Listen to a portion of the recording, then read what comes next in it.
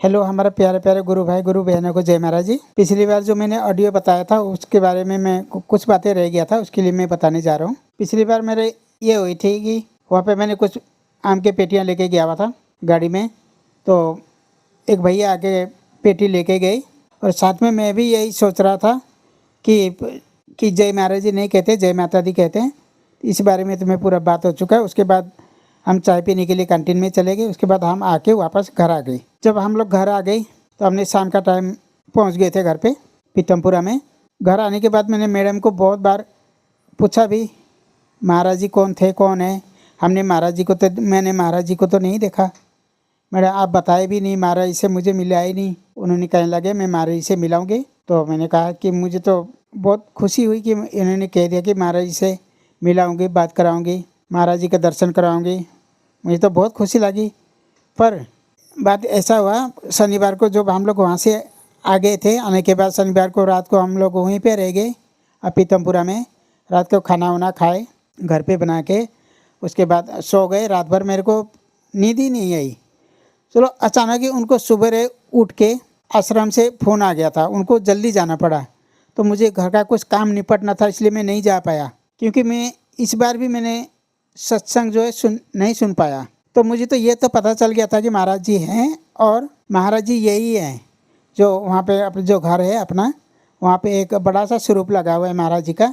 मैं बस दिन भर मैं काम भी करते रहता और महाराज जी को भी देखते रहता, काम भी करता और महाराज जी को भी देखता। महाराज जी आखिर करते क्या है, बस मेरा दिमाग में मेरा तब तो मेरे को कुछ पता ही नहीं था, मालूम ही नहीं था। मेरा दिमाग में यही चल रहा था कि महाराज जी करते क्या है, क्या कहते हैं।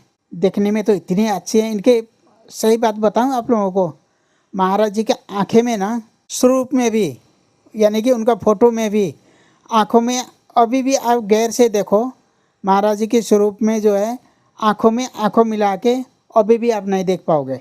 सही बता रहा हूँ।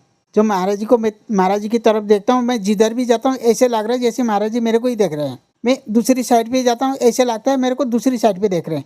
इधर आता हूँ तो मुझे लगता है इधर ही देख रहे हैं। तो मैं बार बार पता नहीं क्या हो जाता था मेरे को, बार बार मैं महाराज जी को देखते रहता। कुछ काम करता दूसरे कमरे में, जैसे डस्टिंग वगैरह हो गया, झाड़ू झाड़ू मारना था, बहुत गंदा था उसमें घर पे ना।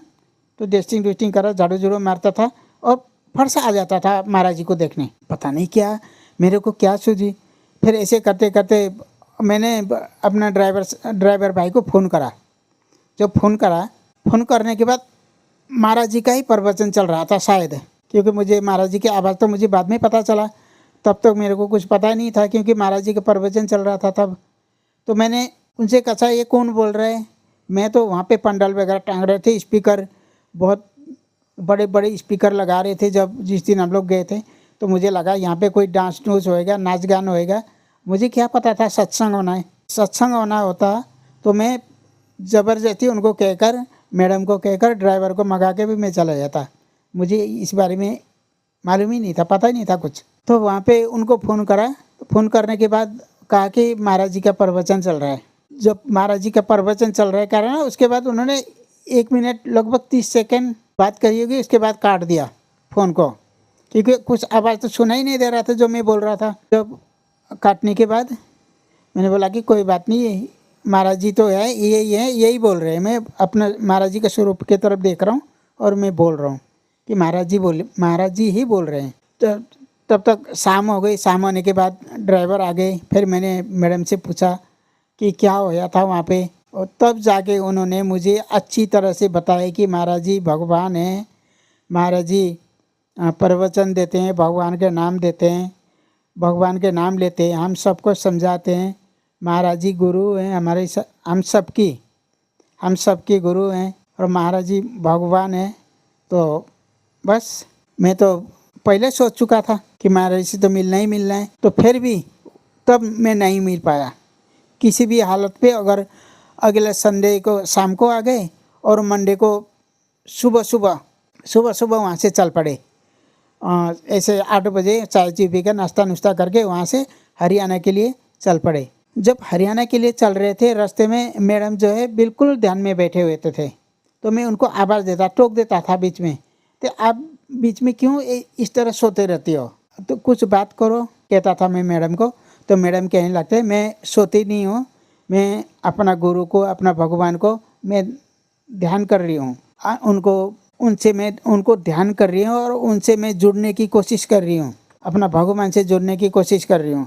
मैंने बोला कि चलो, फिर समझ गया, चलो अपना भगवान के नाम ले रहे होंगे अंदर ही अंदर। तो मैं भी बीच बीच में ना आंखें बंद करता था और जो महाराज जी का जो स्वरूप देखा था मैंने पीतमपुरा में, जो उस स्वरूप को मैं अपना अपना मस्तिष्क में यानी कि अपने माथे पर जोर लगा के, जो दोनों आंखों के बीच में जो होता है वहाँ पे जोर लगा के मैं ध्यान करता कि मेरे को कहाँ ऐसा रोशनी दिखती।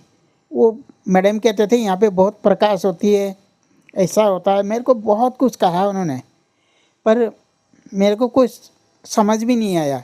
तब ऐसे करते करते बीच में मैं आंख बंद कर लेता था थोड़ी देर, लगभग 5 मिनट 7 मिनट बिल्कुल अंधकार। मैं कहता हूँ, मैडम तो कहते थे प्रकाश प्रकाश दिखता है, मेरे को तो कुछ भी दिख नहीं रहा है। मैडम कहते हैं प्रकाश दिखता है और मुझे कुछ दिख नहीं रहा है। फिर मैं टोक देता था उनको, मुझे तो कुछ दिख नहीं रहा है, आप कहते हो एकदम प्रकाश दिखता है, रोशनी दिखती है, ऐसा तो कभी होया ही नहीं। मैंने मैडम को यही कहा। मैडम ने कहा अरे तुझे कैसे मिलेगा, जब तुझे ज्ञान लेगा, नाम लेगा, महाराज जी का नाम दान लेगा तो अभी तो तुझे प्रकाश दिखेगी, ऐसे कैसे दिखेगी। मैंने बोला कि भगवान है तो सबके साथ होना चाहिए, मेरे को क्यों नहीं दिख रहा है। फिर मैं उनको टोक देता था, फिर वो आँख बंद कर लेते थे। जब वो आँख बंद करते थे और मैं भी आँख बंद कर लेता था, मैं देखने की कोशिश कर रहा हूँ कि भगवान मिलते हैं। हे भगवान, अब क्या करें, जब भी आंख बंद करो उनकी तरफ ध्यान दो तो अंधेरा ही अंधेरा। जैसे हम लोग दिन में ही आंख बंद करने के बाद अंधेरा दिखता है, उसी तरह। तो ऐसे सोचते सोचते सोचते सोचते घर पे पहुंच गए, घर आ गए। और घर आने के बाद उन्होंने मेरे को फिर बैठा के समझाया, मेरे को कहा कि तो चाय बना के लिया, चाय पी के फिर खाना खाते हैं। खाना खा के चाय बना के दे दिया मैडम को। फिर थोड़ी देर के बाद उन्होंने खाना खाए। खाना खाने के बाद फिर मेरे को अपने पास बैठाया, फिर बड़ा प्यार से उन्होंने समझाया मुझे कि महाराज जी एक भगवान है, उनका नाम दान लेना बहुत ज़रूरी है। जब तक नाम दान नहीं लोगे, ज्ञान नहीं लोगे उनसे, तब तक आपको कोई रोशनी आपको दिखाई नहीं देगा, आपको कोई भी अनुभव नहीं होएगा। मुझे तो अनुभव के बारे में पता नहीं था, अनुभव होता क्या है। तब ऐसे करते करते टाइम निकल गई।